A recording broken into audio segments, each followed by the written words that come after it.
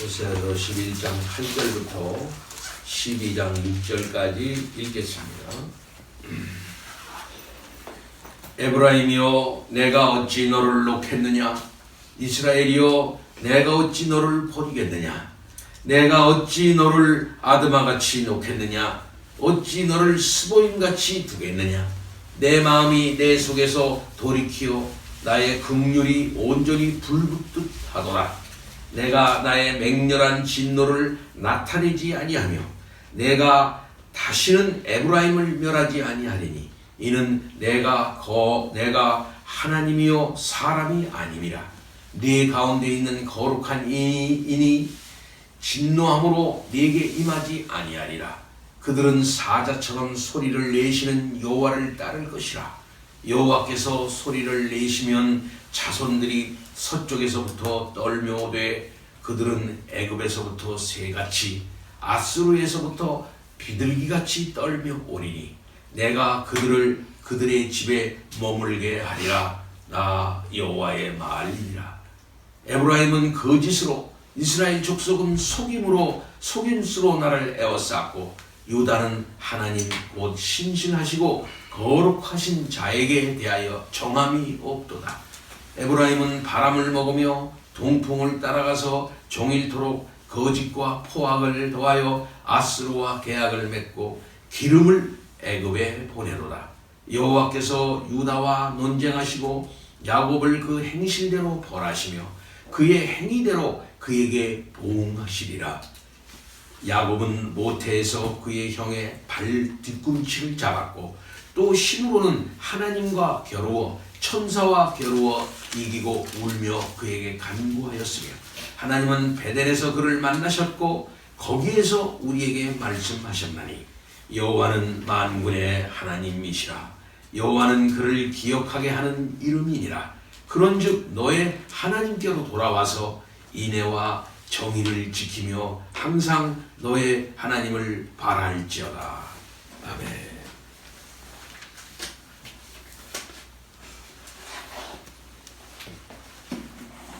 하나님의 역사를 바라보는 안목은 통째로 바라보신다 하는 말을 사용할 수 있습니다. 우리는 시간의 한계 속에 갇힌 존재이기 때문에 하나가 있으면 둘이 있어야 되고 둘이 있으면 셋이 있어야 되고 시간의 배열대로 사건을 이게 쭉 이제 놓는 것이죠. 그래서 과거와 현재와 미래를 시간선상에 놓고 볼 수밖에 없습니다. 그러니까 과거를 알아야만 현재를 알 수 있고 현재가 계속돼야만 미래가 인식될 수밖에 없는 것이 인간입니다. 그러나 하나님께서는 통째로 보시는 거예요. 하나님께서는 언제나 현재입니다. 언제나 현재를 보시는 거예요. 인간에게 있어서는 그것이 미래에 이루어질 일이기 때문에 인식하지 못하죠. 시간의 한계에 우리가 있기 때문에. 그러나 하나님은 영원하신 하나님이시고 곧 그것은 시간의 제한을 받지 아니하시는 하나님이시기 때문에 구속 역사 전체가 그냥 현재로서 통째로 보인다 이 말이에요. 그렇게 또 역사하시는 하나님 아버지이시다 이 말씀입니다. 우리가 호세아서를 읽으면서 한 가지 의문이 있어요. 그 의문이 있는 게 뭐냐면 하나님께서는 심판을 얘기하시다가도 또 구원을 얘기하시고 심판과 구원이 교차하고 있다는 사실을 우리는 보는 겁니다. 심판을 하시고 난 다음에 완전히 심판하시고 난 다음에 그 다음에 없어지고 난 다음에 또 구원을 얘기하고 그렇게 해야 맞는 것인데 한 국면에서 심판과 구원을 똑같이 말씀하신다 이 말씀이죠. 인간은 지금 심판받을 수밖에 없는 형편 가운데 처해져 있어요. 그러나 하나님은 그런 국면에 심판하시고 또 동시에 구원을 선포하신 하나님 아버지이신 것을 볼 수 있습니다. 하나님의 계획을 지금 말씀하시고 있는 것이죠. 인간은 먼저 하나님의 심판을 경험하고 그 다음에 구원을 경험하고 또 심판을 경험하고 구원을 경험하고 그럴 수밖에 없는 그런 한계에 있습니다. 그러나 하나님께서는 그 백성들을 어떻게 경영해 나갈 것인가, 어떻게 그 백성들을 이렇게 관리해 나가실 것인가 하는 그런 차원에서 바라다 보시고 있는 것입니다. 한마디로 말하면 하나님께서는 처음과 끝을 통시적으로 보고 계시다 이 말이에요. 창조와 재창조를 같은 차원에서 같은 안목으로 보고 있다 이 말씀입니다. 두 개가 이렇게 겹쳐 보이신다 이 하나님께서는.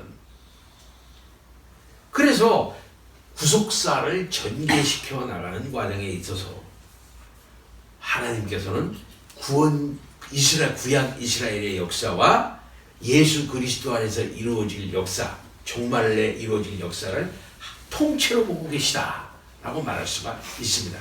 이것이 선지서의 선지자들의 메시지 속에 그대로 나타나 있다 이렇게 말할 수가 있겠어요. 이런 것을 선지자의 종말론적 비전이다 이렇게 말할 수가 있겠습니다. 곧 선지자적 종말론적 퍼스펙티브다 이렇게 말할 수가 있어요. 이사야서도 그렇고 그 다음에 예레미야도 그렇고 아모스도 그렇고 모든 북방 선지자들이나 남쪽 유다의 선지자들이나 똑같은 관점으로 돼 있다. 곧 선지자적 관점이다 이렇게 말할 수가 있겠어요. 이런 선지자적인 종말론적 관점을 가지고 우리가 호세아서를 읽을 때 혼돈이 없다 이 말씀입니다. 하나님께서는 철저하게 심판을 한다고 하다가도 또 다시 하나님께서는 또 그들을 백성들을 구원하시겠다고 얘기를 하니까 이거 헷갈릴 수가 있다 이 말이죠. 그러나 하나님께서 구속 역사를 이끌어 나가심에 있어서는 이렇게 하시는 하나님 아버지이시다는 사실을 알 수가 있다. 종말을 선언하시면서도 심판을 선언하시면서도 그 중에 하나님께서는 긍휼을 잃지 않으시고 그 백성들을 끝까지 구원해 나가시는 하나님의 이 신실하심이 그 안에 관통될 수 있도록 하시는 하나님 아버지이시다 이 말입니다. 구속 역사를 진행해 나감에 있어서 하나님께서는 하나님의 신실하심이 끊어지지 않도록, 다른 말로 말하면 아브라함에게 약속하신 그 약속, 다윗에게 약속하신 그 약속이 끊어지지 않도록 하나님께서 계속 그 백성 속에 하나님의 의로우심, 하나님의 그 신실하심이 계속적으로 나타나도록 그렇게 이끌어 나가신다예요. 그래서 하나님의 신실하심 속에 하나님의 공의와 하나님의 사랑이 그대로 묻어나가지고서 계속 나타날 수 있도록 하신다. 그래서 그 시대에 심판받을 자는 심판받지만은 그 시대에 신실한 자, 구루터기와 같은 자, 남은 자들은 하나님의 구원을 경험하면서 그 구원을 목도하면서 동시에 그 구원을 소망하면서 나가게 되는 것입니다. 오늘 하나님의 말씀도 그와 같은 안목으로 생각해 볼 때 하나님께서는 이렇게 심판과 죄악을 고발하면서 나가시는 가운데서도 하나님께서는 그 백성에 대한 절절한 사랑을 그대로 표현하고 있는데, 바로 이것은 아브라함에게 맹세를 하셨던 그것을, 다윗에게 언약을 확인하셨던 그것을 신실하게 이끌어 나가시는 하나님의 그 언약의 신실성을 그대로 뒷받침하고 있는 우리 하나님 아버지이신 것을 볼 수 있습니다. 부부관계의 차원에서, 또 지난번에 생각한 것처럼 부자관계의 차원에서 하나님께서는 이스라엘을 대하시고 있다 하는 사실을 볼 수 있는 것이죠. 심판하시되 완전히 그들의 싹을 싹둑 잘라가지고서 완전히 공중에 흩어버리시고 아무것도 없는 상태로 내버려 두시는 하나님이 아니시라는 사실을 우리는 알 수 있다 이 말씀입니다. 남은 자를 살려둔다 이 말입니다. 남은 자, 레머넌트, 남은 자를 살려둔다. 그런 자들을 통해서 하나님의 큰 역사를 도도히 이끌어 나가시는 것을 볼 수 있습니다. 산중에 가면은 시냇물이 졸졸졸 흘러요. 저도 그런 광경을 보고 많이 놀라기도 했어요. 그런 산중에 살아보기도 했어요. 그래서 옹달샘이 있으면 그 옹달샘이 철철철철 흐르다가 어느 날 그 옹달샘에서 나오는 그 실 물줄기가 끊어져 버려요. 그래서 바위 속으로 들어가요. 그럼 이게 끝났는가 보다 물줄기. 근데 저 밑에 가서는 그 물이 또 다시 나와. 그래서 그 물이 다시 나와가지고 다시 흘러요. 그래서 조금 더 많아져요. 그리고 또 어느 날 흘러다가 보면 또 그 물이 없어져. 인간이 생각하기엔 하나님의 역사가 그런 것 같아. 하나님이 어디 계신가? 하나님이 역사하지 않는가 보다 라고 하는 때가 있어요. 그러나 하나님은 살아계시고 하나님은 역사하시면서 도저히 하나님의 공의와 하나님의 사랑을 언약의 진전 속에서 계시가 계속적으로 있게 되는 거예요. 이렇게 하나님께서는 그의 백성들을 관계해 오시면서 구속사를 진행해 나오신 우리 주 하나님 아버지이신 것입니다. 그렇기 때문에 그때 심판을 받을 수밖에 없는 그때에도 하나님께서는 그 하나님의 사랑을 나타내시는 거예요. 예. 자기의 사랑을 저버리고 나간 고멜과도 같은 이스라엘에게, 자기의 모든 것을 다 저버리고 아버지의 집을 떠난 탕자와 같은 이스라엘에게 하나님께서는 그의 사랑을 그대로 나타내시는 것입니다. 에브라임이요, 내가 어찌 너를 놓겠느냐? 이스라엘이요, 내가 어찌 너를 놓겠느냐? 내가 어찌 너를 아드마같이 놓겠느냐? 어찌 너를 스보임같이 두겠느냐? 내 마음이 내 속에서 돌이켜 나의 긍휼이 온전히 불붙는 듯 하도다 라고 하나님께서는 하나님의 그 심중을, 은혜로운 심중, 사랑이 충만하신 그 심중을 그대로 표현하고 있는 것을 볼 수 있는 것입니다. 8절부터 10절은 하나님의 사랑이 북이스라엘에게 어떻게 임할 것인지 하는 것을 보여주는 것입니다. 즉 북쪽 이스라엘은 비록 그들의 범죄로 말미암아 하나님의 심판을 받아 멸망할 것이지만은 그들이 포로지에서 진정으로 하나님의 역사를 경험하고 하나님의 사랑이 어떻게 그들에게 나타날 것인가 하는 사실을 보여주는 말씀이죠. 예. 아드마와 같이 놓겠느냐, 스보임같이 두겠느냐, 이렇게 말씀하셨습니다. 소돔과 고모라가 멸망할 당시에 같이 멸망한 성읍들입니다. 그래서 이 두 성읍이 이렇게 언급된 것은 현재 북쪽 이스라엘의 죄악이 옛날 두 성의 죄악과 다를 바가 없으나 그들과 같이 북쪽 이스라엘을 온전히 멸망하지는 않을 것이다 하는 사실을 하나님께서 말씀하시는 거죠. 어찌 너를 놓겠느냐? 어찌 너를 버리겠느냐? 어찌 너를 두겠느냐? 왜?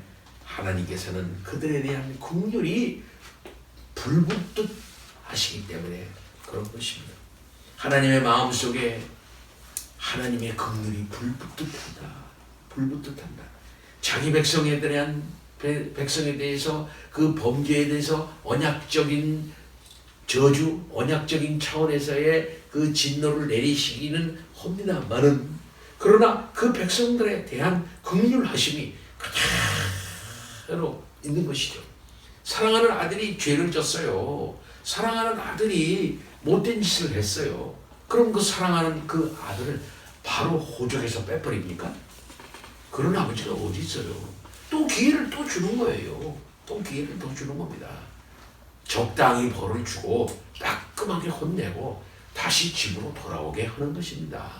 그리고 그를 안고 네가 이러면 되겠느냐, 이렇게 하면 되겠느냐 하면서 아버지의 사랑을 나타내는 것이, 또 안아주는 것이죠. 예, 이것이 아버지의 마음인 것입니다. 나의 긍휼이 온전히 불붙듯 하도다 라고 하면서 이스라엘에 대한 하나님의 사랑을 그대로 표현하고 있는 것을 볼 수 있습니다. 그러면서 하나님이 말씀합니다. 나는 사람이 아니다. 나는 사람이 아니다. 내가 하나님이고 사람이 아님이라 라고 분명히 말씀하고 있는 것 아니겠습니까? 하나님의 인격성을 부인하는 말이 아닙니다. 인간과 하나님은 다르다 이거예요. 성품 간에는 이루 말할 수 없는 큰 차이가 있다는 거 하는 것을 말하는 것입니다. 다시 말해서 하나님께서는 인간처럼 진노로 인해서 진노로 인해 가지고 실수하지 않으신다고 하는 말씀이라고도 말할 수 있습니다. 나는 사람이 아니다. 사람은 말이죠. 어느 날 실수해 가지고 큰 일을 이게 그르칠 수도 있어요. 저는 화가 확 나니까 어떤 사람이 우리 집 저 계금동에 있는 아파트 밑에서 그런 일이 있었는데 그거 바로 우리 집 앞에요. 우리 아파트 바로 앞에 있는 조그만 횟집이에요. 횟집이 장사가 잘 안 되는 횟집입니다. 예. 근데 가끔 그 부부끼리 싸움을 한다는 거 소문을 들었어요. 바로 밑에야. 근데 어느 날 뉴스에 났어요. 텔레비에. 어느 계금동 횟집이 불이 타가지고서 참 나가겠다. 알고 보니까 바로 밑에 집이야. 그러니까 자기 부부하고 싸움을 했어. 그런데 자기 부인이 그만 화가 나니까 횟집을 갔다가야 그 부인 남편이 휘발유를 뿌리고 불을 질러버렸어. 그 집을 화딱지난다고. 아, 이럴 수가 있습니까? 왜? 삶의 근거를 완전히 다 파괴시켜버리는 거죠. 예. 우리 하나님이 그런 하나님이에요? 자기 아들이 죄를 졌다고?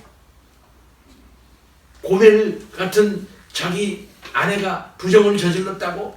그 아내를 몰라라 하는 그런 것입니까? 그 뒷골목에 가가지고 그 아내를 찾아와서 씻기고 다 그렇게 해서 또 기회를 주는 그 마음을 하나님께서 나타내시는 것이죠. 이스라엘에 대한 뜨거운 사랑을 그대로 나타내시는 우리 하나님 아버지이시다 이 말씀입니다. 그런 일로 인해서 실수하지 아니하시고 그런 일로 인해서 사람 같게 그렇게 하지 않으시는 하나님 아버지이시다라고 하는 사실을 분명히 나타냅니다. 곧 하나님께서는 언약에 충실하신 언약에 신실하신 하나님 아버지이시라는 사실을 알려주는 것입니다.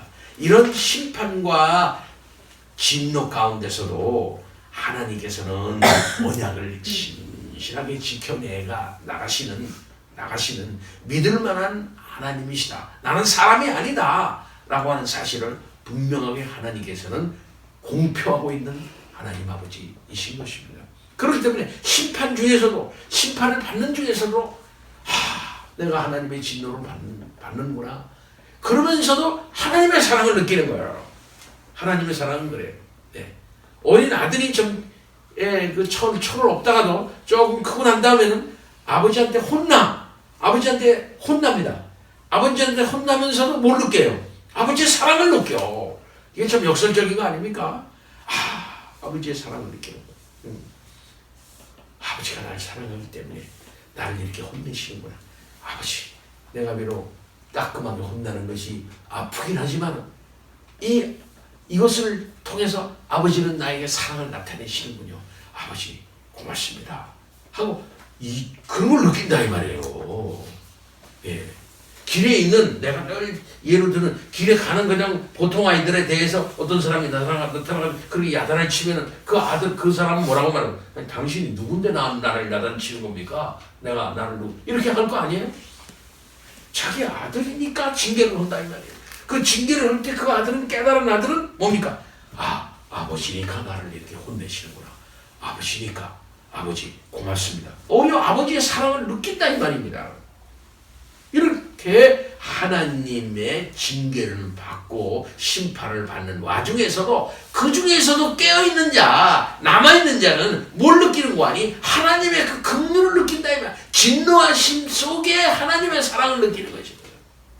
진노하심을 보면서 그 진노하심 속에 있는 하나님의 공의와 동시에 하나님의 사랑을 느끼는 거예요.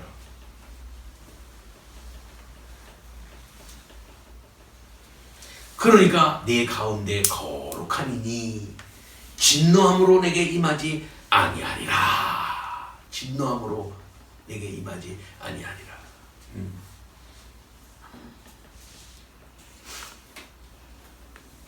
하나님의 사랑이 그 가운데 있는 겁니다. 10절 말씀입니다. 그들은 사자처럼 소리를 내시는 여호와를 따를 것이라. 이게 뭐 앞으로 있을 일이죠. 예. 여호와께서 소리를 내시네요. 무슨 소리를 냅니까? 사자처럼 소리를 낸대. 그러면 사자처럼 소리를 낸다는 게 무슨 말씀입니까? 여기서 북방 이스라엘의 남은 자를 부르시는 하나님의 음성이 사자의 울음소리에 비유되고 있습니다. 북쪽 이스라엘의 남은 자를 부르시는 하나님의 음성이 뭡니까? 크고 간절할 뿐만 아니라 확실하여 누구라도 들을 수 있는 소리일 것이다 라는 것이죠. 예. 가끔 우리는 그 동물의 왕국 같은 거 보기 좋아하죠. 거기 보면 뭡니까? 사자 왕국 얘기가 많이 나와요. 우리가 참 좋아합니다. 근데 이래저래 해가지고 하이에나가 와가지고 사자의 집에 와가지고 그냥 이렇게 해놨단 말이에요. 이 사자 한 마리, 새끼 한 마리가 죽고 그 중에 두세 마리가 살아가지고 이렇게 집을 잃어버리고 흩어져 있어요. 근데 이제 사냥 갔다 온 뭡니까? 어미 사자가 새끼 사자를 부르는 거야. 여기저기 돌아다니면서 사자가 불러 엉거나 하여튼 이렇게 사자가 그 새끼 사자를 불러요. 그러면은 그 소리를 다 들어. 그래서 그 소리를 쫓아가. 그런 소리일 수도 있고요. 어미가 새끼를 부르는 소리처럼, 아니면은 그 소리가 무서워가지고서 소리를 내는데 누구든지 다 떠는 그런 소리. 그래서 그의 능력과 그의 힘을 나타내는 사자 소리다 이 말씀입니다. 예. 그래서 그 소리를 따를 거래. 여호와를 따를 거라. 하나님께서 확실하게 그 백성들을 부르시는 소리입니다. 능력 있게 부르시는 소리입니다. 어떻게? 여호와를 따를 수 있게끔 부르시는 소리예요.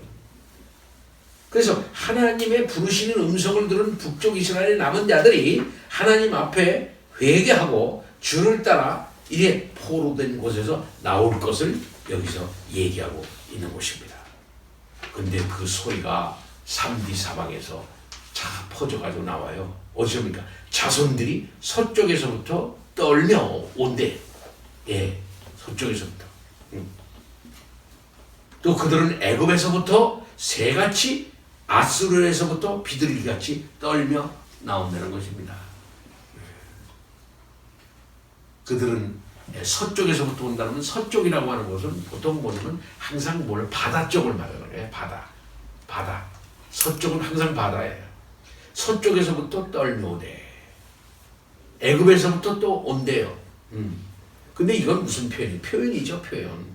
이 바다라고 하는 의미인데, 팔레스타인 서편에는 항상 그 지중해가 있죠.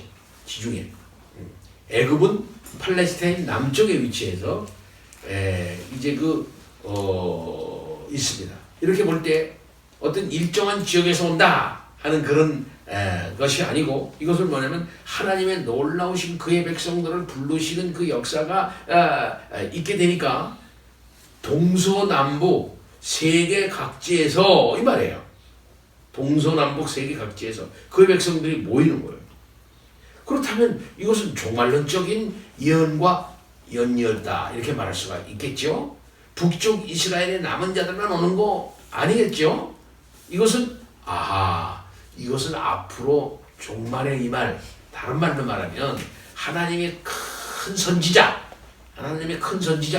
하나님의 아들, 하나님의 놀라우신 새로 세우신 그의 왕적 통치자, 한마디로 말하면 그리스도.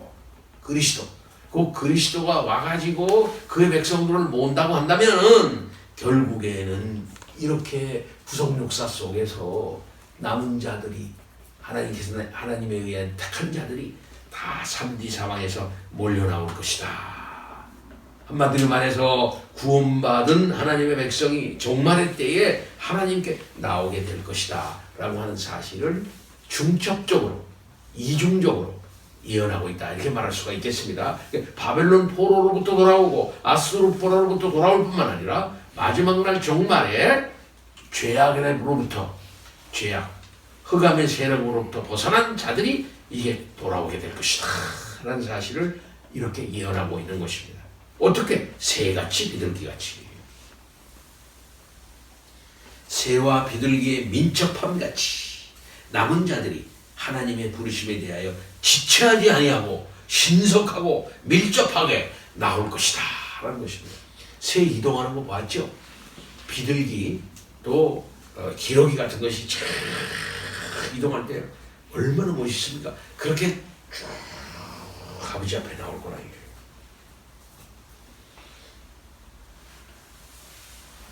하나님께서 이와 같은 역사를 이루시게 될 것이다 라고 말씀하는 것입니다.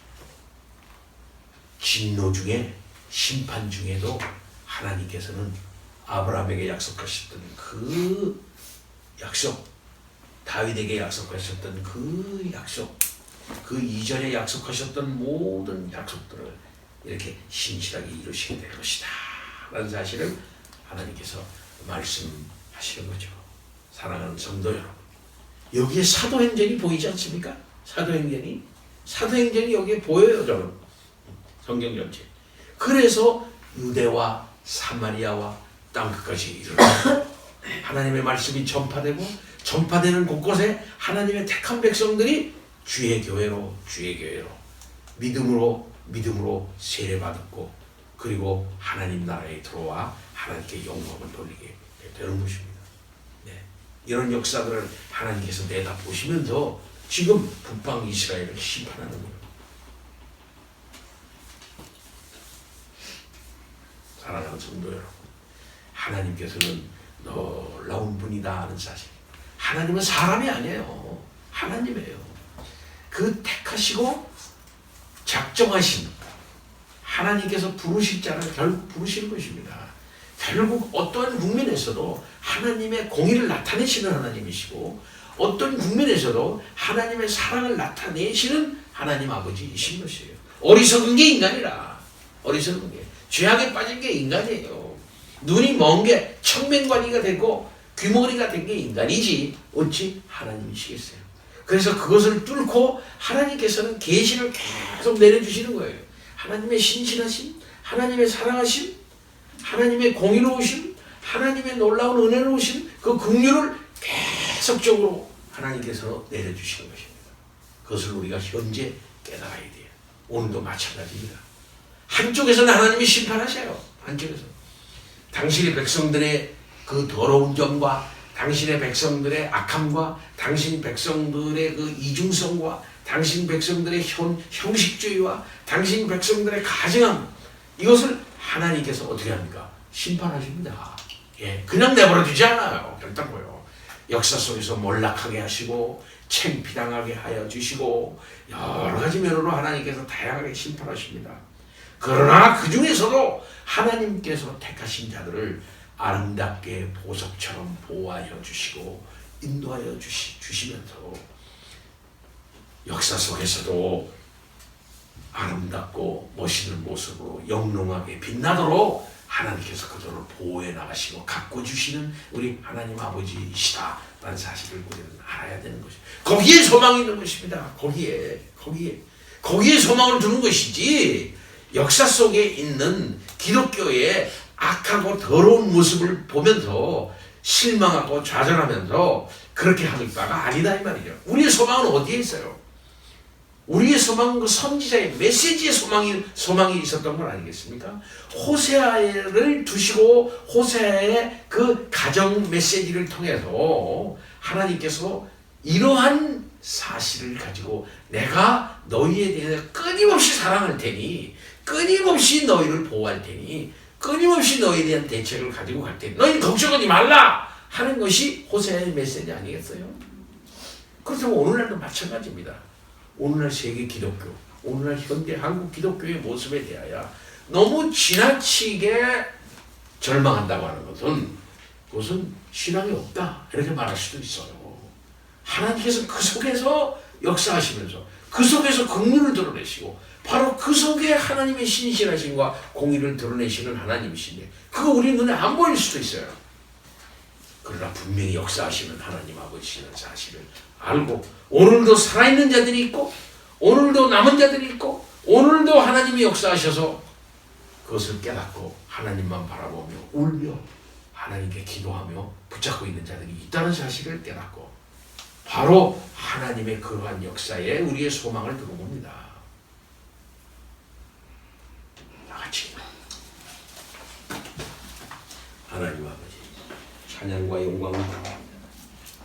우리의 모습은 소망이 없습니다. 그러나 하나님의 역사에는 소망이 있습니다. 아버지 오늘도 신실하시게 하나님의 그 작정하신 역사를 섭리하심으로 또 택하신 백성들의 모습 속에서 영롱한 주의 백성들을 가르치고 모으고 또한 그들을 보호해 나가시는 역사 속에 소망이 있음을 봅니다.